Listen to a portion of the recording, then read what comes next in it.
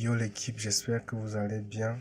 Moi, ça ne va pas trop bien. Je suis un peu malade, je suis un peu grippé. Donc, pour ne pas vous laisser comme ça, vu que aujourd'hui c'est dimanche, j'ai décidé de vous faire un petit tutoriel. Question de ne pas juste vous laisser comme ça. Donc, vous n'allez pas voir ma tête à l'écran. Vous allez juste vous contenter de cette petite technique. Donc, aujourd'hui, je voulais vous montrer une technique assez rapide. Question de ne pas vous laisser comme ça. Quelque chose qui va vous permettre, lorsque vous êtes pressé de travailler assez rapidement et quelque chose d'assez simple. Donc, il y aura pas de code, ça sera un montage simple avec les erreurs de langage et tout le reste, tout ce qui va avec. Donc, sans plus tarder, on va y aller. Alors, voici l'effet qu'on va essayer de reproduire aujourd'hui. Voici l'effet qu'on va essayer de faire. C'est une technique de lissage de peau. Donc, je vais juste vous montrer la technique. Elle prend peu de temps. Donc, on va y aller. Je vais d'abord supprimer ce que j'ai fait ici. Vous allez retrouver l'image en description, ne vous inquiétez pas, pour vous entraîner, vous savez déjà ce qu'il faut faire, vous téléchargez juste l'image et vous travaillez au même moment que moi. Désolé. Donc vous avez cette image qui est là, on va juste faire un CTRL J deux fois pour la dupliquer, donc CTRL J une, deux fois. Et après on va nommer celle d'en bas, on va la nommer B pour blur, flou. Et celle d'en haut, on va la nommer T pour texture. Donc, on va d'abord fermer l'image d'en bas et puis on va prendre celle d'en haut. On va venir ici sur appliquer une image. On va venir sur image, appliquer une image. Regardez bien ce qui va se passer ici. Suivez juste le processus. Vous allez venir ici sur les channels. Vous allez choisir la couleur rouge. Vous allez venir ici sur le mode blend, le blending mode. Vous allez choisir le mode normal et vous allez checker préserver la transparence. Lorsque vous avez checké comme ça, vous appuyez sur OK. Ensuite, vous venez sur les modes de fusion et vous allez choisir lumière linéaire. Une fois que vous avez choisi lumière linéaire, vous allez venir ici, vous allez faire un clic droit et vous allez convertir le calque en objet dynamique. Une fois que le calque est converti en objet dynamique, vous allez venir ici sur filtre, vous allez partir sur autre et vous allez faire un passe haut. Donc, on va mettre le passe haut ici à 1 parce qu'on pourra le modifier vu qu'on a converti en objet dynamique. Le passe haut nous permet juste de récupérer un peu de détails vu que l'image sera très lisse. Une fois que c'est fait, on va revenir ici en bas sur le calque bleu. On va l'activer et ensuite on va venir ici. Bon, on va d'abord chercher à le convertir en objet dynamique pour avoir une marge au cas où on fait une erreur. On le convertit en objet dynamique. On vient là sur filtre. On passe sur flou et ensuite on sélectionne flou de surface.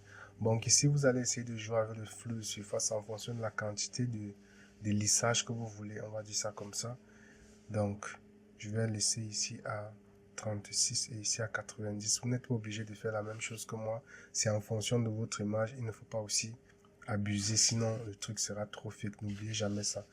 Donc vous appuyez sur OK. Voilà. On attend un peu. Une fois que c'est fait, on va mettre tout ça. On va sélectionner tout ça. Shift. On fait un CTRL G pour mettre tout ça dans un groupe. On appuie sur Alt. On vient ici. On crée un masque de fusion en appuyant sur Alt. On appuie là et tout ce qu'on a fait disparaît, ça apparaît en noir. Donc lorsque le masque est noir, ça veut dire que ce qu'on a fait n'apparaît pas. Pour faire apparaître ce qu'on a fait, on vient ici avec une broche, on sélectionne une broche avec une dureté très faible à 0. Voilà. On se rassure que tout est à 100%. On se rassure que nous avons la couleur blanche et on va juste venir ici, on va peindre. On va peindre pour amener notre effet de lissage. Donc on va peindre comme ceci. On va zoomer là. On esquive les yeux. On esquive partout où il y a les cheveux, les cils et autres. Donc on va peindre comme ça. Comme ceci. Comme vous voyez. Voilà. Je vais peindre de façon un peu abrupte. Parce que voilà. Je me sens pas très bien. Donc. Vous voyez comment je me sacrifie pour vous. Je pense que ça mérite quand même que vous me posez un like. Parce que voilà, j'ai vu que dimanche, c'est là. Et je pouvais pas vous laisser comme ça. Donc, du coup, je me suis dit, il fallait que je vous propose quelque chose. Donc, au moins pour cet effort-là. Vous vous pouvez quand même me mettre un like. Ça serait mérité. Et un commentaire en passant aussi. Faut pas que j'en demande trop. Donc, on a lissé ça grossièrement. Comme on a un peu ajouté sur les lèvres, on va un peu retirer un peu. On va passer sur le noir. Et on va passer à 50%. Ici. 30%, disons 30%. Et on va retirer un peu l'effet sur les lèvres pour amener un peu les détails. Donc, comme vous voyez, voici ce qu'on a. On va retirer un peu là où il y a les excédents ici dans les yeux. Donc, comme vous voyez, voici le résultat que ça nous donne. Vous voyez, c'est un peu trop lisse. Donc, ce que je vais faire, c'est que je vais revenir ici. Je vais repartir sur les textures. Je vais double-cliquer sur le high pass. Et puis, je vais ajouter des textures. Vous voyez. Donc, ça dépend de vous. Vous pouvez à tout moment, comme vous avez converti en objet dynamique, vous pouvez toujours revenir et modifier la texture. Donc, voilà un peu ce que ça donne. Donc, vous pouvez aussi gérer le degré d'opacité. Si vous voyez que, bon, voilà, c'est un peu trop lisse à votre goût. Donc, voilà un peu ce que je voulais vous montrer aujourd'hui. C'est pas forcément une technique que je vais conseiller, que voilà, il faut l'utiliser. Je préfère que vous utilisez la fréquence de séparation.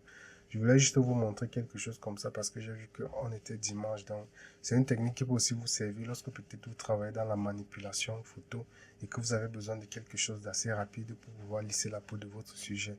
Sinon, c'est pas une technique qui est très très professionnelle, mais je préfère vous donner toutes les cartes en fait pour que vous puissiez maîtriser toutes sortes de techniques. Donc, je suis un peu malade. J'espère me rétablir bientôt pour pouvoir vous faire un tutoriel vraiment consistant et beaucoup plus explicite. Donc, voilà un peu ce que j'avais prévu aujourd'hui. Mais si tu souhaites aller plus loin, je te conseille de suivre le tuto qui va s'afficher dès que j'aurai fini de parler. On se retrouve la semaine prochaine pour un nouveau tutoriel, les gars. Essayez de vous porter bien. C'était Chris de LFS Studio. Tchuss. Putain, merde.